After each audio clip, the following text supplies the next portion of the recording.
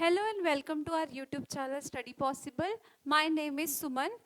जैसे कि आप लोग जानते हैं कि हमने एनाटॉमी एंड फिजियोलॉजी की वीडियो सीरीज स्टार्ट की है, जिसमें जो कि specifically all type of nursing competitive exam के लिए है। ठीक है, फॉर एग्जांपल जैसे AIIMS, PGI, RRB, BHU, ESIC, इस टाइप के जो भी स्टाफ नर्स के कॉम्पिटिटिव एग्जाम्स निकलते हैं, उन सब के लिए हमारा जो वीडियो सीरीज है वो हेल्पफुल होगा। ओके, तो एनाटॉमी एंड फिजियोलॉजी के वीडियो सीरीज का जो चैप्टर है cell cycle and cell division, उसका ये सेकेंड वीडियो है। ठीक है, इस वीडियो में हम स्पेसिफिकली इन डिटेल इंटरफेस के बारे में बात करेंगे। ठीक है, तो इस वीडियो में हम जानेंगे what is interphase, what are the different phases of interphase, जैसे कि G1, S phase and G2 phase. ठीक है, एंड फाइनली हम एंड में G0 फेज के बारे में डिस्कस करेंगे। तो हम मेन टॉपिक पे चलते हैं, इंटरफेस। ओके, तो इस वीडियो में हम इंटरफेस की बात करेंगे। इंटरफेस, ठीक है, हमने लास्ट प्रीवियस वीडियो में डिस्कस किया था कि सेल साइकिल के दो स्टेजेस होते हैं। सेल साइकिल के दो स्टेजेस होते हैं, पहला होता है इंटरफेस और दूसरा होता है एम फेज। ठीक है, जो सेल साइकिल होता है कंप्लीट, एक सेल से दो सेल में डिवाइड होता है, उसको कंप्लीट सेल साइकिल बोलते हैं। उसके दो स्टेजेस होते हैं, एक होता है इंटरफेस और एक होता है एम फेज। ठीक है, तो इंटरफेस को प्रिपरेटिव फेज बोलते हैं, प्रिपरेटिव स्टेज और प्रिपरेटिव फेज, और इसको बोलते हैं हम डिवीजन फेज।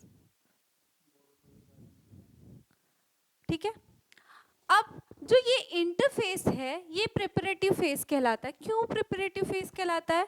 क्योंकि ये जो कोई एक जो माइटोसिस का डिवीजन, एक सेल डिवीजन खत्म हो जाता है, उसके बाद सेकेंड जो डिवीजन होता है उसके बीच के गैप को हम इंटरफेस कहते हैं। नाम से ही समझता है, इंटरफेस मतलब दो माइटोटिक डिवीजन के बीच का जो स्टेज है उसको बोलते हैं इंटरफेस। ठीक है, तो इस स्टेज में जब एक सेल डिवीजन खत्म हो जाता है, दूसरा सेल डिवीजन होने वाला होता है, तो उसके पहले का जो स्टेज है उसको इंटरफेस बोलते हैं। ठीक है, अब ये इंटरफेस में क्या होता है, सेल खुद को प्रिपेयर करता है। ठीक है, आइदर वो रेस्ट करेगा क्योंकि उसको डिवाइड नहीं होना, या तो वो खुद को प्रिपेयर करेगा फॉर नेक्स्ट सेल डिवीजन, इसलिए इसको हम बोलते हैं प्रिपरेटिव फेज।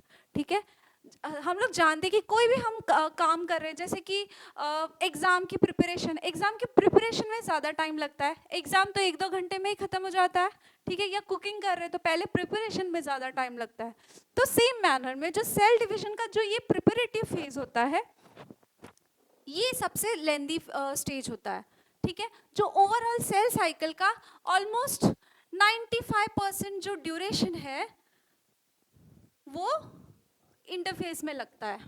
ठीक है, और लेस देन 5% का जो ड्यूरेशन है वो एम फेज में लगता है। ठीक है, समझ में आया इतना? फॉर एग्जांपल अगर हम देखें 24 आवर्स का ह्यूमन सेल का cell cycle, generation time human cell में 24 आवर्स है, तो उसमें से ऑलमोस्ट 24 आवर्स जो है वो 23 आवर्स जो है वो लगता है फॉर इंटरफेस। बाकी का रेस्ट टाइम है वो, बाकी जो टाइम बचता है वो लगता है फॉर एम फेज। मतलब डिवीजन का प्रोसेस जो होता है वो बहुत फास्ट होता है, लेकिन जो ये इंटरफेस का स्टेज है, जो प्रिपरेटिव स्टेज है, वो काफ़ी लेंथी होता है। ठीक है, तो अभी हम जानते हैं कि इंटरफेस में और भी कौन से स्टेजेस होते हैं। ठीक है, इंटरफेस में काफ़ी इंपॉर्टेंट अलग अलग स्टेजेस होते हैं। ठीक है, इंटरफेस इंटरफेस में 3 स्टेजेस होती हैं। फर्स्ट इज G1 phase,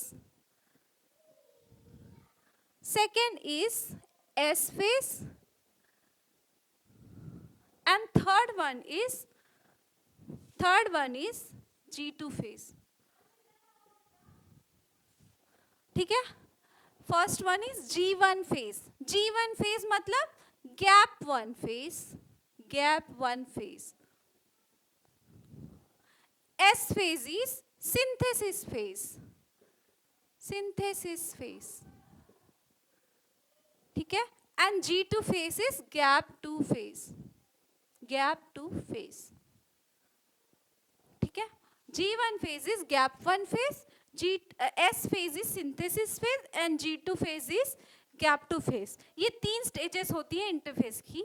अब हम इन डिटेल पढ़ते हैं कि क्या है G1 phase, क्या है S phase एंड क्या है G2 phase. ठीक है. फर्स्ट वन है G1 phase. अब जो एक सेल डिविजन खत्म हुआ और दूसरा डीएनए सिंथेसिस के बीच का जो स्टेज है उसको बोलते हैं gap 1 phase.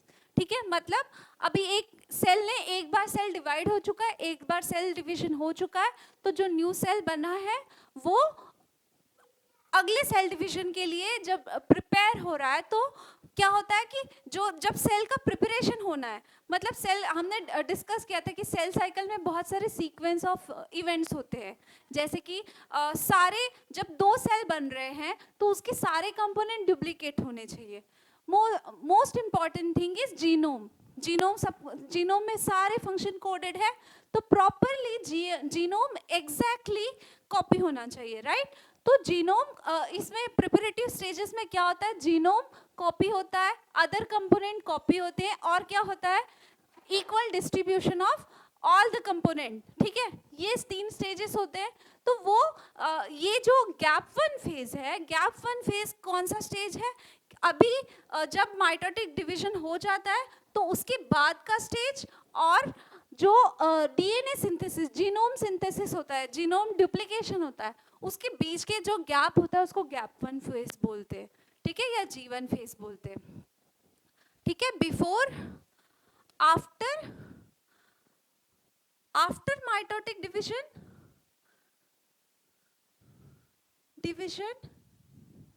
and before DNA synthesis, before DNA replication. ठीक है. इनके बीच का जो गैप है, जो स्टेज का जो इस टाइम ड्यूरेशन का जो गैप है उसको हम गैप 1 फेज बोलते हैं या G1 फेज बोलते हैं. ठीक है.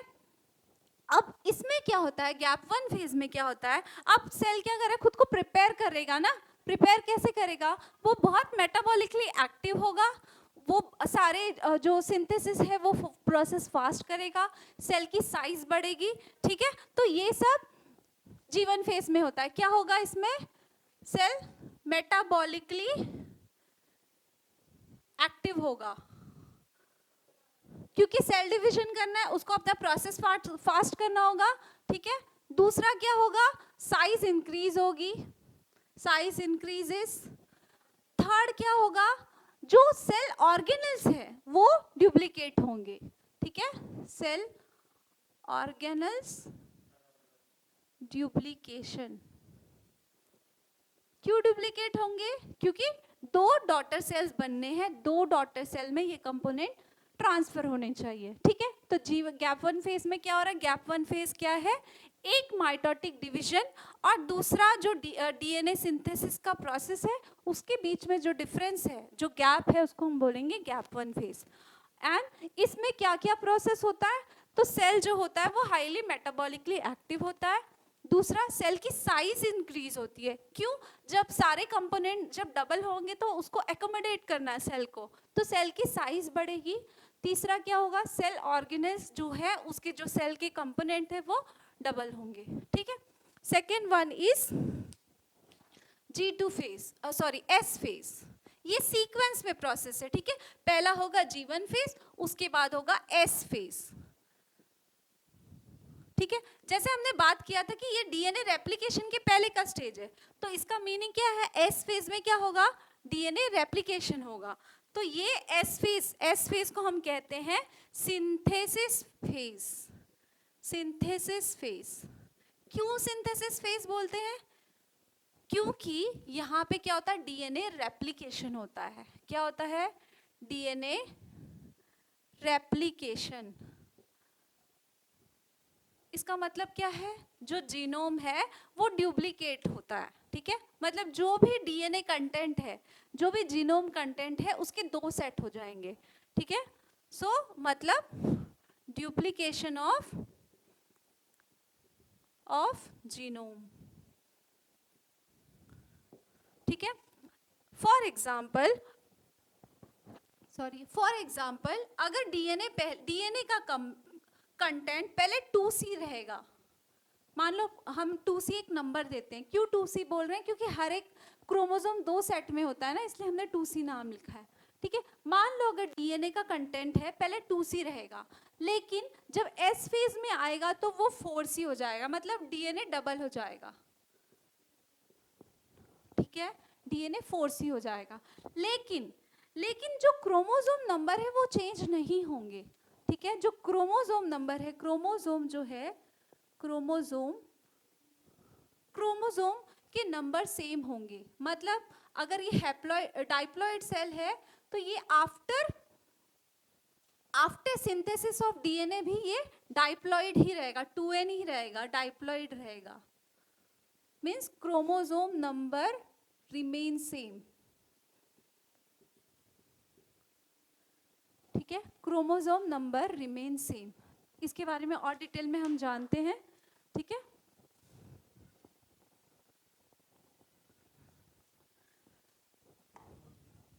क्रोमोसोम नंबर क्यों सेम रहेगा जब डीएनए कंपोनेंट डबल हो रहा है?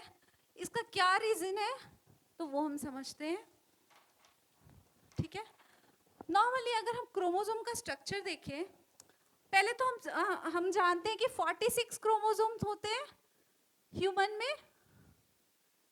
ठीक है, ह्यूमन में कितने क्रोमोसोम होते हैं? 46 होते हैं, मतलब 23 पेयर्स होते हैं हर एक टाइप का जो क्रोमोसोम है। मान लो ये क्रोमोसोम है, एक क्रोमोसोम नंबर 1 मान लो। ठीक है, हर एक क्रोमोसोम के क्या होते हैं? हर एक क्रोमोसोम क्या होता है? पेयर में प्रेजेंट होता है, इसलिए हम कहते हैं 23 पेयर्स होते हैं। ठीक है, इसलिए हमने डीएनए कंटेंट भी 2C लिखा। ठीक है, क्योंकि डबल काउंट में हर एक डीएनए प्रेजेंस है, एक होगा मदर ओरिजिन का, एक होगा फादर ओरिजिन का। ठीक है, तो ऐसे ये प्रेजेंट होते हैं। अब क्या होता है, अब जब सेल डिवीजन होना है तो क्या सिंथेसिस फेज में डीएनए रेप्लिकेशन होता है, जीनोम रेप्लिकेट होगा। तो अब ये जीनोम कहाँ रहेगा? तो ये जो जीनोम है ये भी क्रोमोसोम में ही रहेगा। तो ये क्या होते हैं, नॉर्मली ये जो सेल होते हैं, अगर ये स्ट्रक्चर पहले हम देखें तो क्रोमोसोम का ये जो पार्ट है इसको बोलते हैं पी आर्म, इसको कहते हैं क्यू आर्म, और इसको बोलते हैं सेंट्रोमियर। ठीक है, इसको बोलते हैं सेंट्रोमियर। तो ये पहले प्रेजेंट है, मतलब जीवन फेज तक ऐसे रहेंगे क्रोमोसोम। लेकिन जब एस फेज में आएगा, आफ्टर एस फेज क्या होगा? एस फेज के बाद क्या होगा? ये जो क्रोमोसोम है, ये क्रोमोसोम नंबर तो हमने पढ़ा, क्रोमोसोम नंबर तो सेम रहेंगे, लेकिन क्या होता है, कंपोनेंट इसके जो डीएनए है वो डबल हो जाएगा। तो ये 2 सिस्टर क्रोमैटिड बन जाते हैं। पहले सिंगल सिंगल प्रेजेंट होता है, अब जो भी क्रोमोसोम है, जैसे हम जानते हैं पेयर ऑफ क्रोमोसोम्स होते हैं, तो सबके एग्जैक्ट रेप्लिका बनता है, एग्जैक्ट कॉपी बनता है, इसलिए हम बोलते हैं डीएनए रेप्लिकेशन, मतलब हर एक का डबल डबल सेट हो जाता है। तो ये इन दोनों को हम कहते हैं सिस्टर क्रोमैटिड्स। ठीक है, इसका मीनिंग क्या है? 2 क्रोमैटिड्स हैं, लेकिन उनका जो सेंट्रोमियर है वो एक ही है, वो लोग अटैच होते हैं। ये सेपरेट होते हैं ड्यूरिंग माइटोटिक फेज, लेकिन इस स्टेज में वो अटैच ही रहते हैं। इसीलिए क्रोमोसोम नंबर क्या होता है? Chromosome number remain same. Chromatids double हो रहे हैं लेकिन क्रोमोसोम नंबर रिमेन सेम। समझ में आया इतना? ठीक है, इसके बारे में हम बाद में बात करेंगे कि माइटोटिक फेज में कैसे ये सेपरेट हो रहा है, कैसे 2 डॉटर सेल में इक्वली डिस्ट्रीब्यूट हो रहा है। लेकिन अभी हम यहाँ पे जानेंगे कि एस फेज में क्या हो रहा है। क्रोमोसोम नंबर रिमेन सेम, मतलब सेल क्या होता है? डाइप्लॉइड होता है, तो diploid cell remain diploid only. खाली क्या हो रहा है, उसका जो डीएनए है वो डबल हो रहा है, मीन्स क्रोमैटिड, डबल क्रोमैटिड्स हो रहे हैं। ठीक है, ये था हमारा एस फेज। अब ये जो प्रोसेस हो रहा है ये कहाँ हो रहा है? ये जो हो रहा है ये कहाँ हो रहा है? ये हो रहा है न्यूक्लियस में, राइट? और क्या हो रहा है न्यूक्लियस में? अब डीएनए के साथ साथ ये क्रोमोसोम बनने में हमने पहले डिस्कस किया था कि क्रोमोसोम क्या है? डीएनए प्लस हिस्टोन प्रोटीन होता है। मतलब डीएनए कैसे ऑक्यूपाई होता है? In presence of histone protein, है ना, chromosome is DNA plus histone protein. तो डीएनए के रेप्लिकेशन के साथ साथ यहाँ पर क्या होता है, हिस्टोन प्रोटीन भी डुप्लीकेट होता है। हिस्टोन प्रोटीन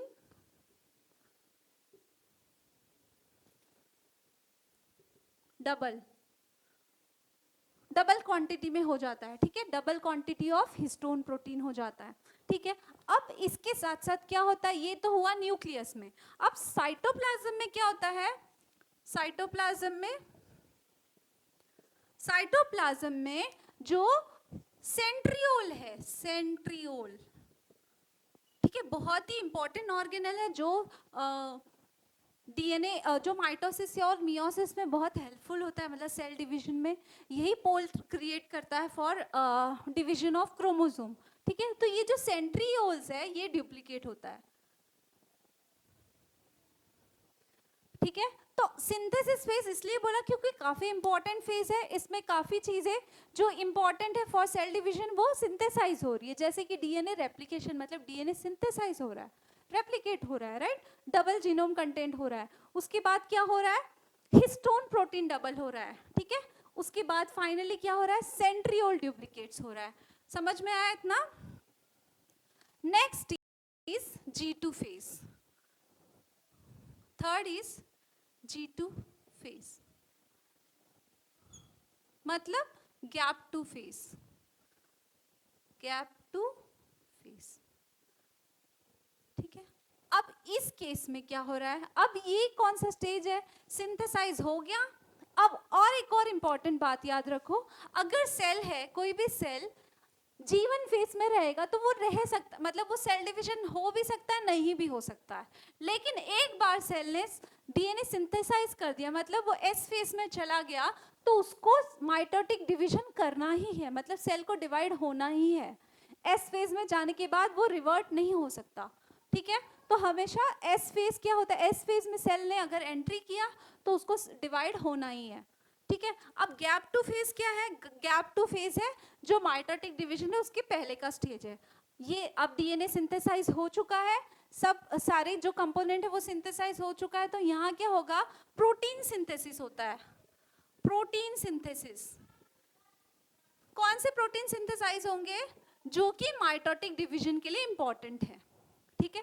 प्रोटीन सिंथेसिस होगा, अब सेल की साइज अभी भी इंक्रीज होगी, cell size increases, and finally अब सेल ज्यादा ही मेटाबॉलिक एक्टिविटी है उसको करनी है, सेल डिवीजन करना है, तो माइटोकॉन्ड्रिया नंबर बढ़ेगा, माइटोकॉन्ड्रिया डबल, माइटोकॉन्ड्रिया की जो नंबर है वो इंक्रीज होगी। समझ में आया इतना? तो ये थे इंटरफेस के स्टेजेस, हमने पहले पढ़ा जीवन फेज। जीवन फेज क्या है, एक माइटोटिक डिवीजन हो रहा है, उसके बाद जो सिंथेसिस का फेज, जो डीएनए सिंथेसाइज हो रहा है उसके पहले का जो स्टेज है उसको बोलेंगे गैप वन फेज या जीवन फेज, ठीक है। इसमें अब सेल को डिवाइड होना है तो सेल बहुत ही एक्टिव होगा, मेटाबॉलिकली एक्टिव होगा, उसके बाद इसकी साइज बढ़ेगी। क्यों साइज बढ़ेगी, क्योंकि सारे कंपोनेंट को डबल क्वांटिटी में अकोमोडेट करना है, तो इसकी साइज बढ़ेगी, ठीक है। फाइनली जो सेल ऑर्गेनल्स है वो डुप्लीकेट होगा इसमें, ओके। नेक्स्ट है सिंथेसिस फेज और एस फेज, ये बहुत ही इंपॉर्टेंट फेज है। इसमें क्या हो रहा है, डीएनए डुप्लीकेट हो रहा है, या बोल सकते हैं जीनोम कंटेंट जो है वो डुप्लीकेट होगा, लेकिन क्रोमोसोम नंबर रिमेन सेम। जो डीएनए है वो डबल हो रहा है लेकिन क्रोमोसोम सेम रहेगा। सेल अगर डाइप्लॉइड है तो वो डाइप्लॉइड ही रहेगा, क्योंकि जो नया क्रोमेटिड्स बनता है वो उसी क्रोमेटिड, वो जो क्रोमोसोम है उसी से अटैच होता है, एक ही सेंट्रोमियर होता है, ठीक है। उसके बाद है फाइनल जो साइटोप्लाज्म में सेंट्रियोल डुप्लीकेट्स होता है, ठीक है।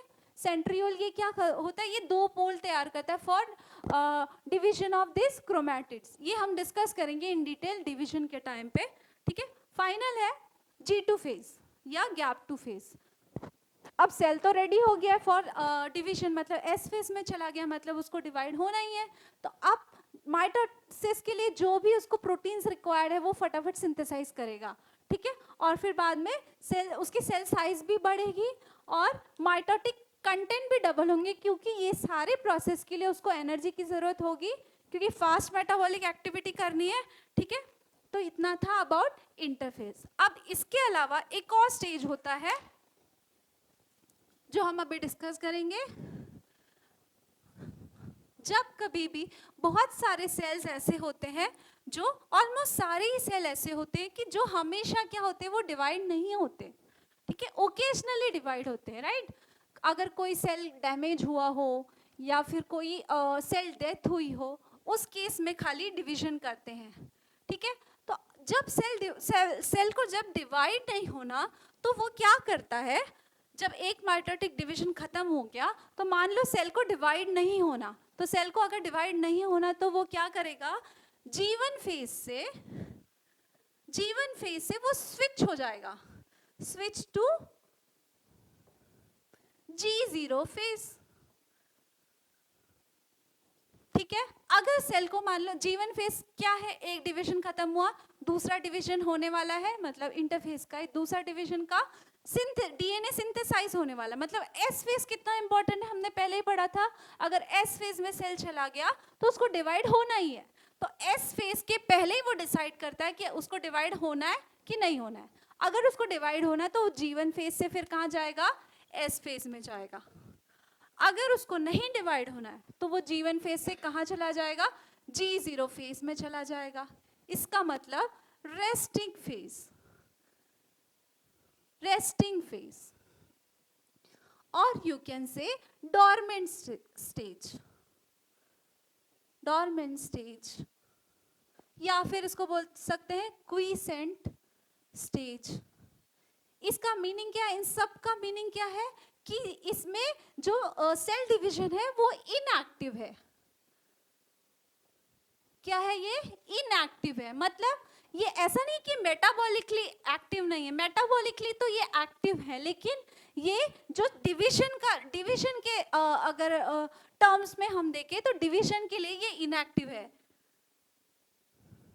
मतलब ये सेल बाकी सारे एक्टिविटी, बाकी सारे फंक्शन तो करेंगे, लेकिन ये जो है डिवाइड नहीं होंगे G0 फेज में, ठीक है। इस फेज में क्या होंगे, डू नॉट डिवाइड, ठीक है।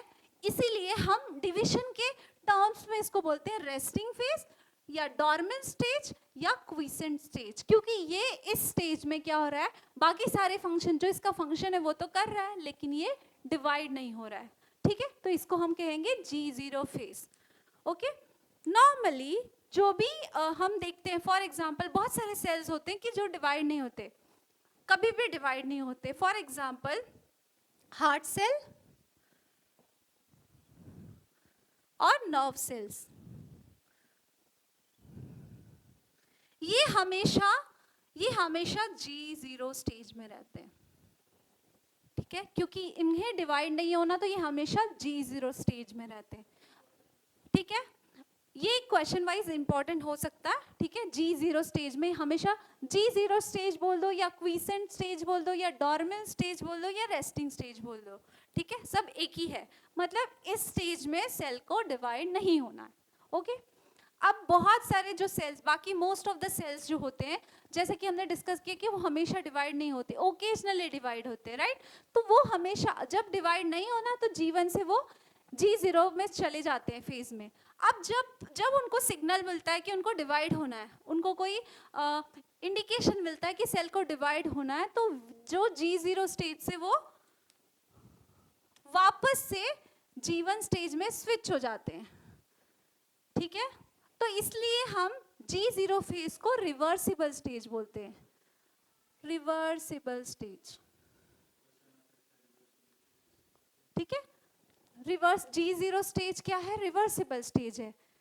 एस फेज रिवर्सिबल स्टेज नहीं है, क्योंकि डीएनए सिंथेसिस हो गया, वो वापस बैक नहीं जा सकता, लेकिन G0 स्टेज है, वो रिवर्सिबल स्टेज है। मतलब सेल की मर्जी है उसको डिवाइड होना या नहीं होना, मतलब मर्जी मीन्स उसको अगर सिग्नल मिल रहा है उसको डिवाइड होना है, तो वो वापस रिवर्स होके जीवन फेज में जा सकता है। अगर नहीं डिवाइड होना है तो वापस वो जीवन फेज में रिटेन रहेगा, ठीक है। अब इसके बाद अगर हम देखें,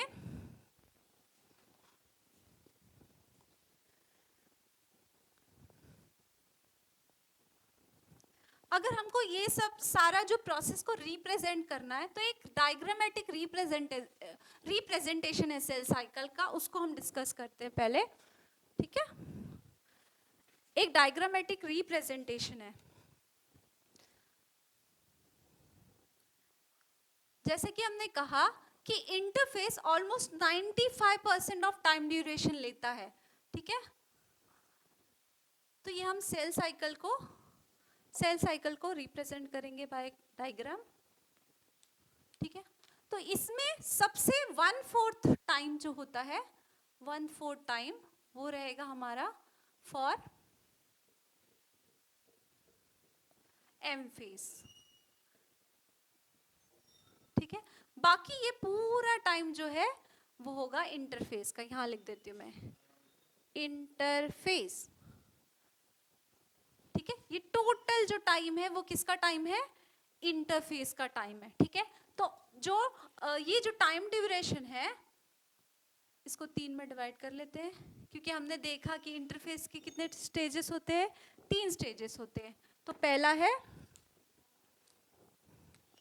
एक एम फेज हुआ, उसके बाद जो नेक्स्ट स्टेज हुआ वहां पे क्या होगा, G1 फेज, नेक्स्ट होगा S फेज, थर्ड होगा G2 फेज, ठीक है। तो मोस्ट ऑफ द टाइम जो होता है अबाउट, अगर ह्यूमन सेल की बात करें 24 आवर्स लगता है, तो ये ओवरऑल टाइम जो होता है 22 आवर्स तक इंटरफेस में ही लग जाता है।